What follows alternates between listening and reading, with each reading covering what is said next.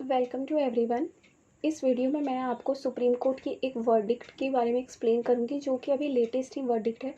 और उस केस में क्या होता है, सुप्रीम कोर्ट ने 27 ईयर्स ओल्ड फादर और सन दोनों को एक्यूट कर दिया मर्डर की केस को। और क्यों किया? क्योंकि उन्हें बेनिफिट ऑफ डाउट दे दिया गया। और बेनिफिट ऑफ डाउट किस कारण दिया गया? क्योंकि एंटी टाइमिंग ऑफ एफआईआर थी, इस वजह से। तो आपको ये पता होना चाहिए कि एंटी टाइमिंग ऑफ एफआईआर क्या होता है। तो इसका आप पैरा नंबर 12, 13, 14 एंड 15 को आप अच्छे से पढ़िएगा इस केस को। Mohammed Muslim versus state of UP now Uttarakhand. इस केस में मैं आपको बस एक ओवरव्यू दूंगी, क्योंकि एंटी टाइमिंग में क्या हुआ था कि आपको भी पता है कि एफआईआर में टाइम रजिस्टर्ड किया जाता है। तो इस केस में जब एफआईआर को जो सबमिट किया गया और जब एक्यूज पर्सन ने उसी को कॉन्ट्राडिक्ट किया, जो 9 AM लिखा हुआ था उसको एक्यूज पर्सन ने बोला कि नहीं, जो एफआईआर रजिस्टर्ड हुआ था वो क्या टाइमिंग था, 1.50 PM था, ना कि 9 AM था। और फिर उसने बोला कि एंटी टाइमिंग हुआ है एफआईआर लॉज में, क्योंकि टाइम को चेंज किया गया, 9 AM को 1.50 PM किया गया है। तो कोर्ट ने यहाँ पे फिर क्लियरली, इसमें सुप्रीम कोर्ट ने क्लियरली माइन्यूटली इसको जब देखा तो उन्होंने ये बोला कि हाँ, जो एफआईआर था वो क्लियरली देखा जा सकता है कि एफआईआर में इंटरपोलेशन हुआ है in the time of the FIR, in the time of the lodging of the FIR. फिर सुप्रीम कोर्ट ने ये बात भी बोला है कि it is evident for from the eyes, ये एकदम किसी भी कोई भी क्लियरली देख सकता है अपनी आंखों से कि जो 1 है उसको कैसे कन्वर्ट करके 9 किया गया, और जो 5 है उसको भी राउंड ऑफ करके 0 किया गया है। और वेयर एज PM को भी कैसे कन्वर्ट करके AM किया गया है, क्योंकि एक्यूज पर्सन ने भी यही बोला कि जो एफआईआर है वो 9 AM को रजिस्टर्ड नहीं हुआ था, वो 1.50 PM को हुआ था। तो इसलिए कोर्ट ने यहाँ पे देखा कि कैसे 1 को कन्वर्ट करके 9 किया गया और 5 को कैसे कन्वर्ट करके 0 किया गया, कैसे PM को AM में कन्वर्ट किया गया है। तो इस बेसिस पे जो जो anti timing of the FIR का जो हुआ था, जो यहाँ पे जो एफआईआर में जो टाइमिंग को चेंज किया गया था, उसका बेनिफिट ऑफ डाउट किसे दे दिया गया? एक्यूज पर्सन को। और 27 ईयर्स ओल्ड का उन्हें जो मर्डर का केस के लिए उन्हें कन्विक्ट किया गया था, ऑलरेडी 27 ईयर्स ओल्ड वो कन्विक्शन में थे, उन्हें एक्यूटल दे दिया सुप्रीम कोर्ट ने, और बेनिफिट ऑफ डाउट दे दिया एक्यूज पर्सन को due to ante timing of the FIR. तो आप इसका पैरा नंबर 12, 13, 14, 15 को अच्छे से पढ़िएगा। फिर बात ये आती है कि क्या इससे पहले भी कभी हुआ है? तो सुप्रीम कोर्ट ने एक प्रीवियस जजमेंट को भी रेफर किया, जिस केस का नेम है Maharaj Singh and anothers versus state of UP.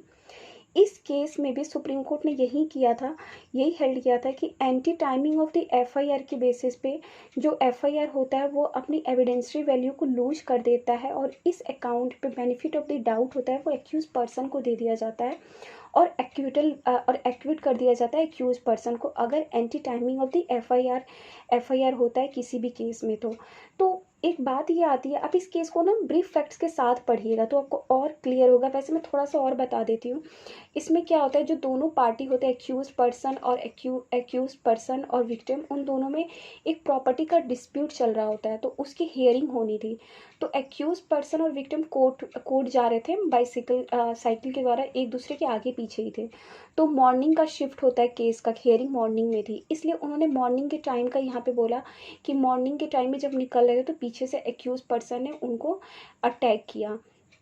और कोर्ट ने भी यही बात पाया कि अगर यहाँ पे, फिर कोर्ट ने यहाँ पे ये देखा कि अगर ये मर्डर मॉर्निंग में हुआ है तो फिर पोस्टमार्टम क्यों इवनिंग में हुआ? पोस्टमार्टम के लिए क्यों इतने लेट को पहुंचाया गया? फिर नेक्स्ट डे पोस्टमार्टम हुआ। तो कोर्ट ने ये पाया कि इसमें डिले भी हुआ है पोस्टमार्टम में, क्योंकि ऑब्वियस सी बात है, जब किसी का डेथ होगा, जब मर्डर का केस होगा, तो डायरेक्ट अगर मॉर्निंग में हुआ है तो बाय द आफ्टरनून उसको पोस्टमार्टम कर देना चाहिए था। बट इस केस में क्या होता है, इवनिंग में पोस्टमार्टम के लिए भेजा जाता है, तो इसलिए वो इवनिंग में नहीं कर पाते हैं क्योंकि लेट हो गया रहता है ऑलरेडी, तो नेक्स्ट डे पोस्टमार्टम किया जाता है। तो यहाँ पे कोर्ट यही पाते हैं, जो एक्यूज पर्सन ने मिस सबमिशन दिया था कि यहाँ पे ये जो क्राइम जो जो एफआईआर रजिस्टर्ड हुआ था वो PM में हुआ था, ना कि 9 AM में हुआ था।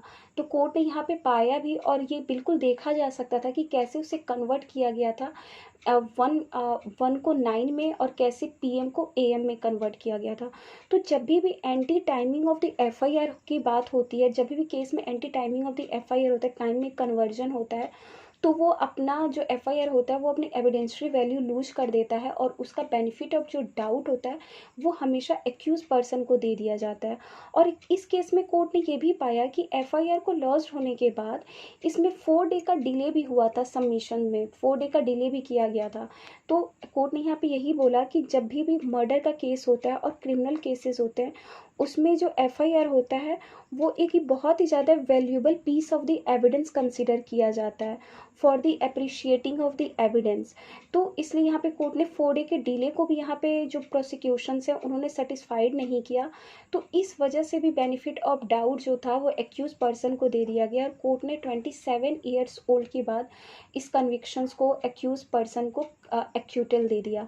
तो आप हमेशा आप मेरे लिए भी एक बहुत ही एक नया ही केस था, क्योंकि एक साइड हम बोलते हैं कि एफआईआर का एविडेंशियरी वैल्यू नहीं होता है, केवल कोरोबरेशन में यूज़ किया था। तो यहाँ पे आप देखेंगे कैसे किस एक्सटेंट तक कोरोबरेशन में यूज़ किया जाता है, कोर्ट कैसे एफआईआर को कंसीडर करती है और कैसे एफआईआर को भी बेसिस बनाते हुए भी एक्यूटल और कन्विक्ट भी किया जा सकता है।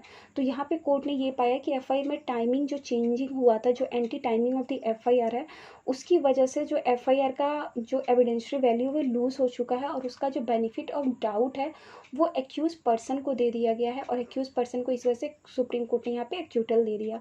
आप इस केस को खुद भी चाहे तो अच्छे से पढ़ सकते हैं, बट इसमें पैरा नंबर 12-13 में ही ज़्यादा इस चीज़ को एक्सप्लेन किया गया है, anti timing of the FIR, और इसी को बेसिस बनाकर एक्यूटल भी दिया गया है।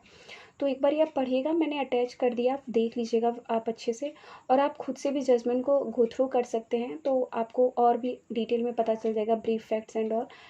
और ब्रीफ फैक्ट्स इसमें इतना कुछ नहीं है, बस इसमें anti timing of the FIR की बात की गई है, जो टाइम का जो कन्वर्ट किया था एफआईआर में, उसको बेसिस बनाकर इसमें benefit of doubt accused person को दे दिया गया। आई होप इस वीडियो के थ्रू सम एक्सटेंट तक मैंने वैल्यू ऐड किया हो, एंड आपको अगर लगता है कुछ और इस वीडियो से रिलेटेड आपके डाउट क्लियर ना हुए तो आप मुझसे कमेंट बॉक्स में पूछ सकते हैं। Thank you very much.